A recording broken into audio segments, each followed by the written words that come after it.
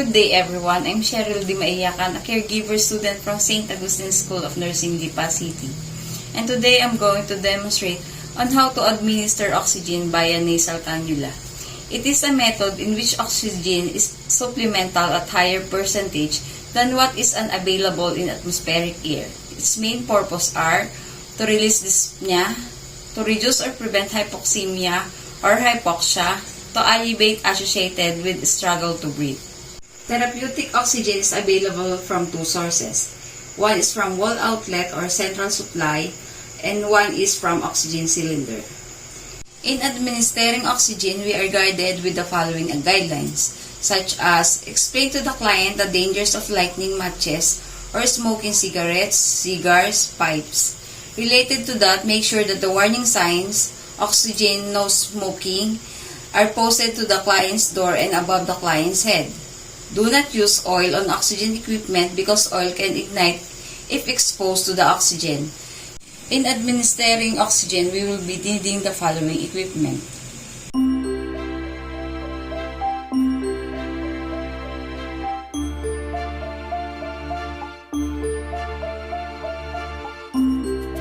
To perform, the first thing to do is to check the doctor's prescription, including date, time, flow liter per minute, and method. This to avoid medical errors. Then, perform proper hand washing procedure to prevent spread of infection.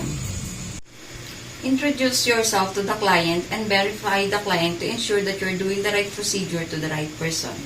Good morning, ma'am. I'm Cheryl, your caregiver for today. May I know your name, ma'am? Malu, And when is your birthday? February 11, 1975. May I see your wristband, ma'am? Okay, ma'am. I'm here to administer oxygen via nasal cannula to help you breathe easily. Is that okay with you? Okay. Okay, ma'am.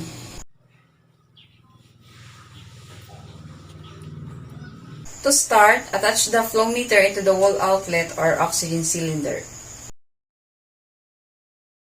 Fill the humidifier about 1/3 with sterile water or boiled water. Humidification prevents drying of the nasal mucosa.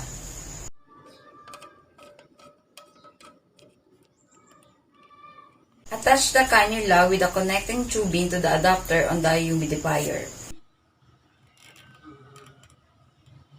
Test flow by setting flow meter at 2 to 3 liter per minute and check the flow on the hand. Testing flow before use is needed to provide prescribed oxygen to the client.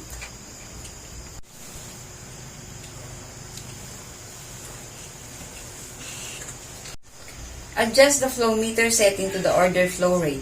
The flow rate via the cannula should not exceed 6 liter per minute because higher rate may cause excess drying of nasal mucosa.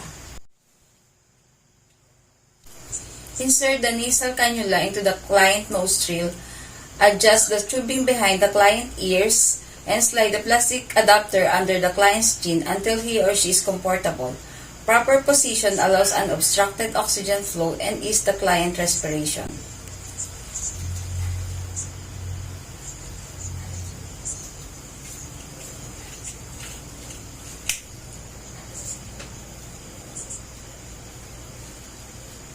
Maintain sufficient slack in oxygen tubing to prevent it from getting out of place accidentally.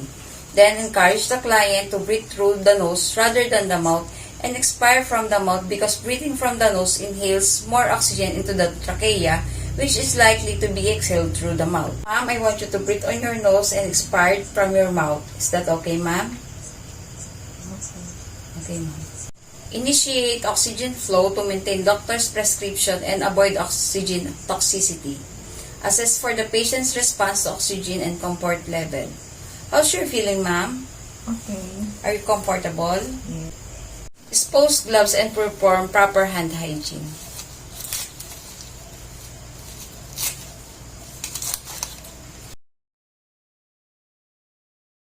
And don't forget to place a no smoking signboard at entry into the room.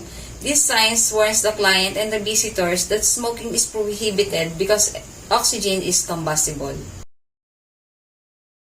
Document the following: date, time, method, flow rate, respiratory condition, and response to oxygen of the client.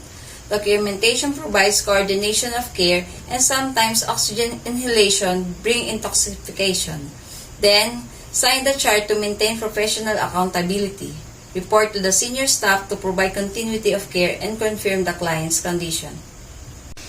Check the oxygen setup, including the water level in the humidifier. Clean the cannula and assess the client tears at least every 8 hours. Sterile water need to be added when the water level falls below the line on the humidification container. Nares may be dry and irritated and require the use of a water-soluble lubricant. In long-use cases, evaluate for pressure sores over ears, cheeks, and ears. After using the nasal cannula, it should be soaked in water for an hour, then dry it properly.